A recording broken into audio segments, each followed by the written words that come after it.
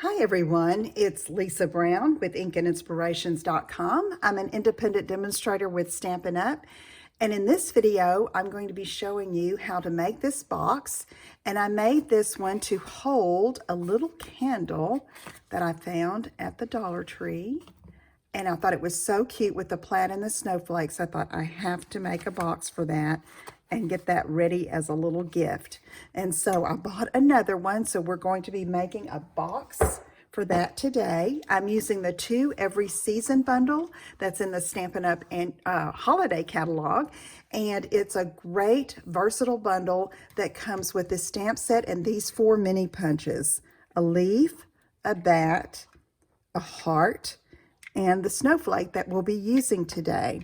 And so on the stamp set, you can see here are 3 leaves, and the punches this one out perfectly. And then you have 3 snowflakes, and the punch will punch this one out, but you can also use it on this one and just get a portion of the stamped image, and it still works great.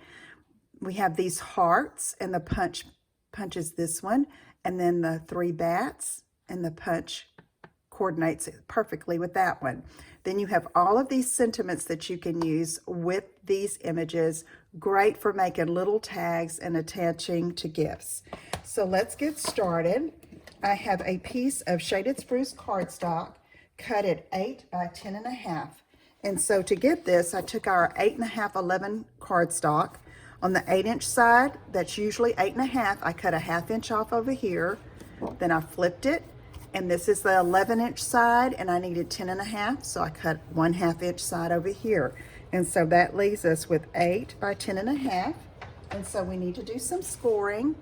So I'm going to bring in the scoring tool, and on this 10.5 inch side, I'm going to score it 2, 5, 7, and 10.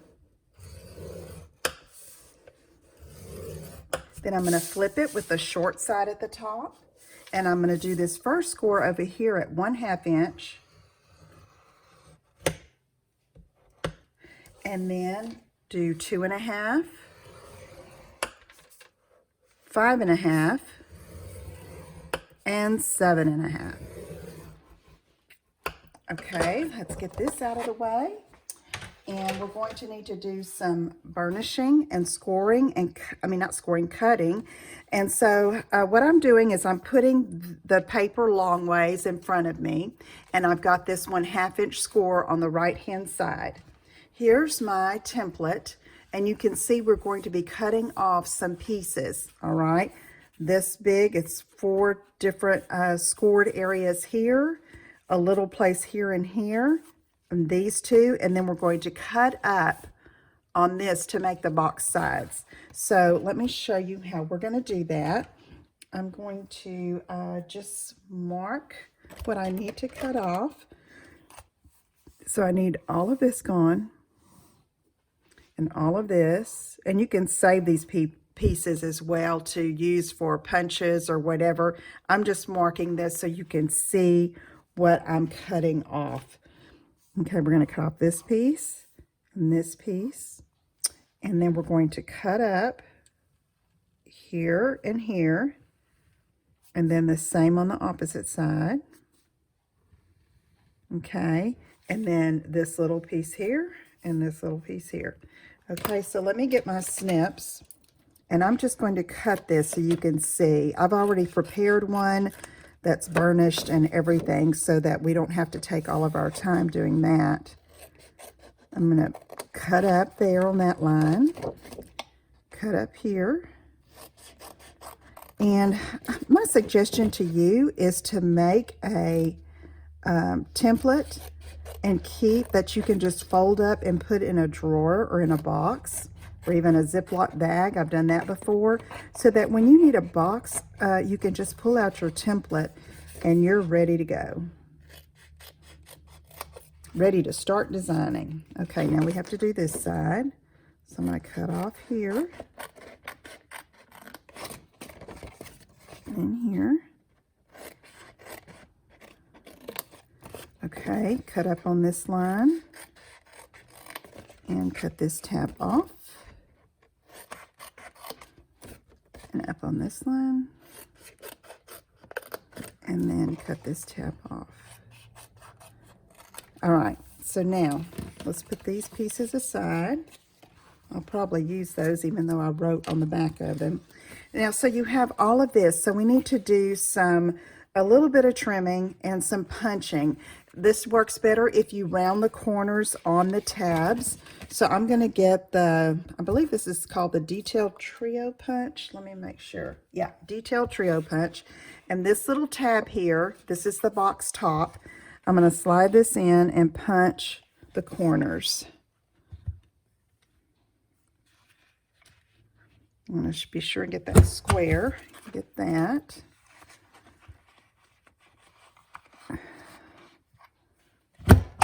Okay, then we're going to get these tabs out of the way so we can do these little bits here. And be sure you get your sides flush with the guides that are on the punch so you get a good punch there. Punched a rounded corner.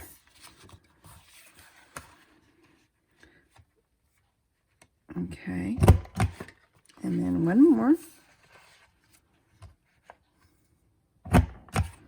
Okay, now what I have found to make it a little bit easier, these tabs are going to fold in like this, and so I'm just going to trim a little bit off of the inside of each of these tabs, just for a better fit.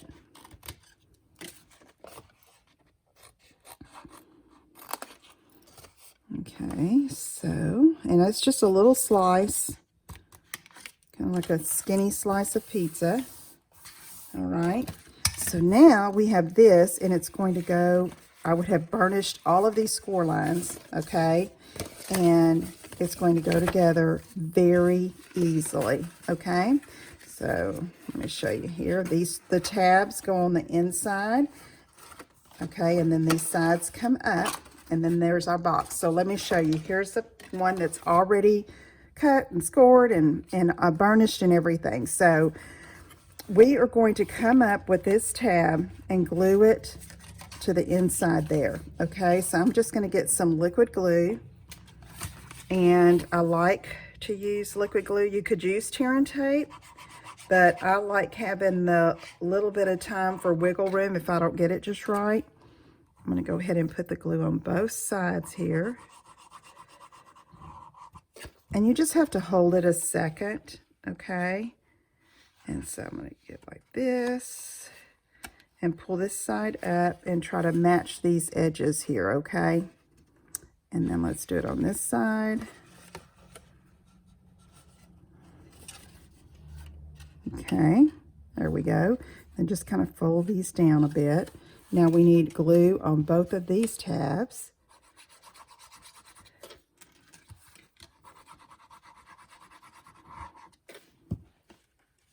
Okay. Match those edges. And the same over here on this side. And look how cute that is. I mean, and it's not difficult. Once you have the pattern and you know what to snip off, you're good to go, okay? And get those corners rounded. That helps keep the top closed really well.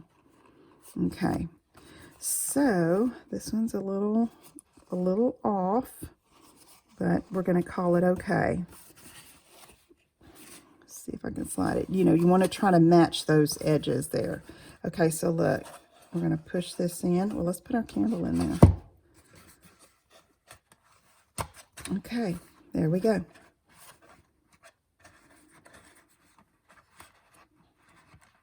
Okay. Okay, let's get our designer paper on here now. I've got some of the wrapped in plaid paper. This one's cut for the top 2 3/4 inches square. I've got this one going cattywampus here. There we go. Okay, this one's going to go over top.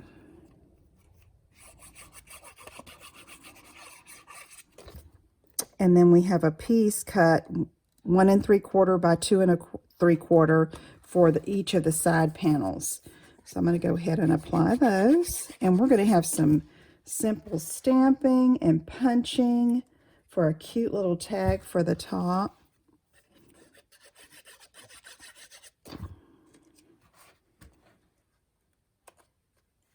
Okay. And then over here.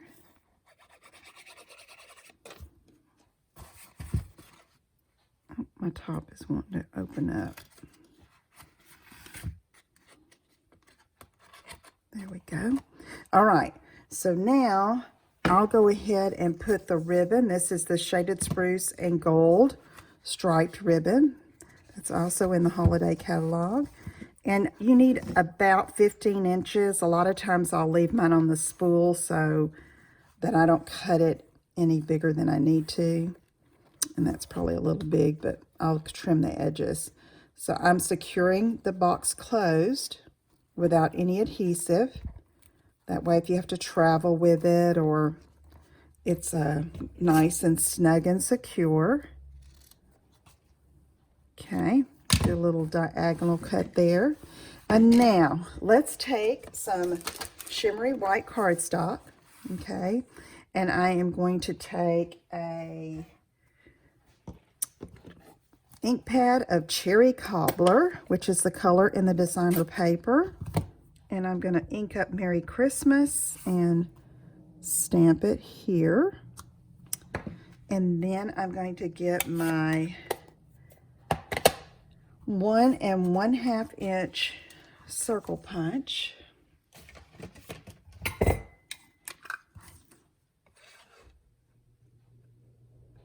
And punch that out, kind of centered it there. Then I have one of the snowflakes. Let's see, I don't even know which size I picked. I didn't want, it's this middle size, okay?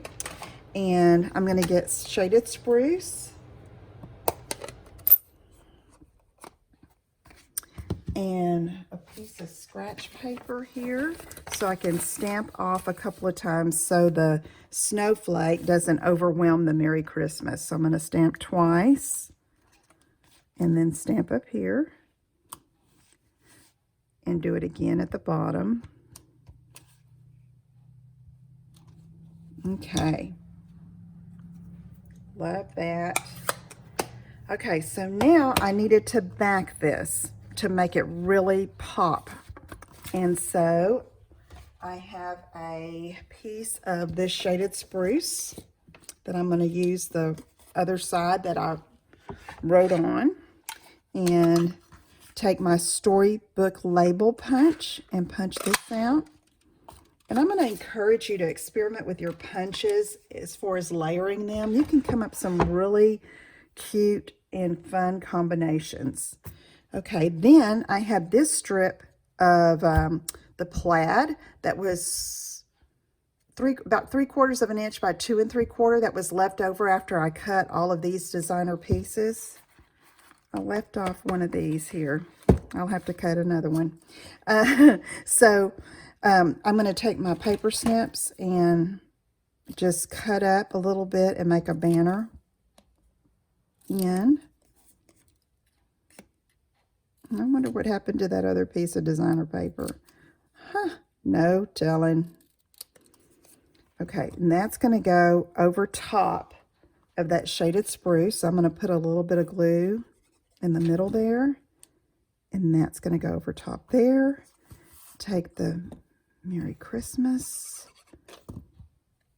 and go over top here.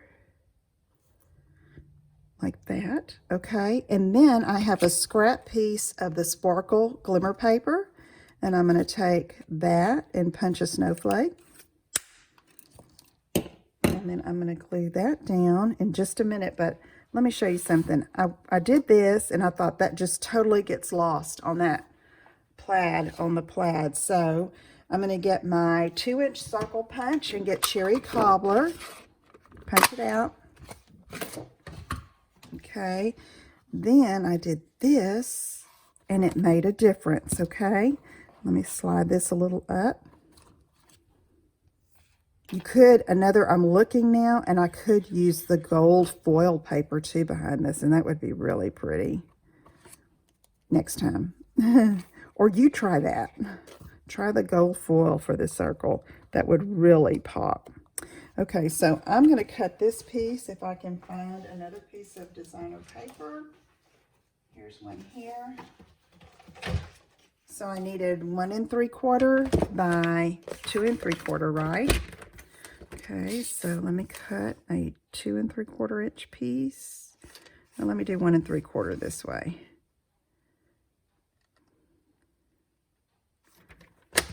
One 3/4 by 2 3/4. Is that right? Okay. And let's finish this box. I didn't even notice this originally when I was putting all that paper on. Of course, you probably did. Okay. Whoops. My name's sliding off. Oh, no, that's not it. That's not it, Lisa. Let's put our snowflake on. The reason I held off on that is because part of it would going to be on that circle that's in the background. And then I'm going to take the holiday rhinestones and get one of these and just put it right in the center, and that really finishes it off. Okay, I hope you like that little idea, and we'll give it a try. Here's the other one with the lighter plaid, okay? All right, I think maybe the gold behind this would really show up, so try that if you make this with this darker paper, okay? If you have any questions, let me know. Visit my website at inkandinspirations.com for the details to this project and to shop, and I will see you again soon. Take care. Bye-bye.